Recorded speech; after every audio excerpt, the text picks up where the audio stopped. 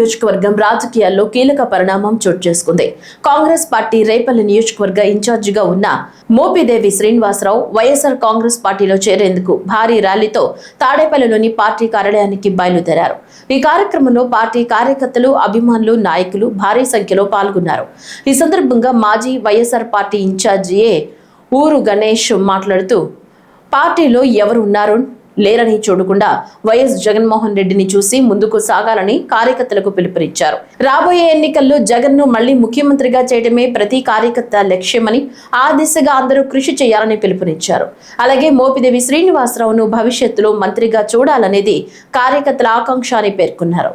ఈ ర్యాలీలో మోపిదేవి శ్రీనివాసరావు అభిమానులు, పార్టీ కార్యకర్తలు, స్థానిక నాయకులు పెద్ద ఎత్తున పాల్గొన్నారు.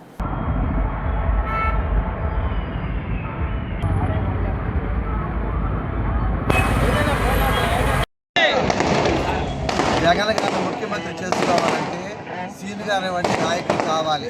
మనకి రేపు సీట్ ఎవరికని కాదు, ఆయన వచ్చినప్పుడు ఆయన ఒకే ఒక మాట అన్నారు, మనమంతాగా జగన్ గారిని ముఖ్యమంత్రి చేసుకోవాలి అని ఒకే ఒక మాట చెప్పాడు. కాబట్టి ఆయనకి మనం అందరం తప్పకుండా సహాయ సహకారాలు అందించాలి.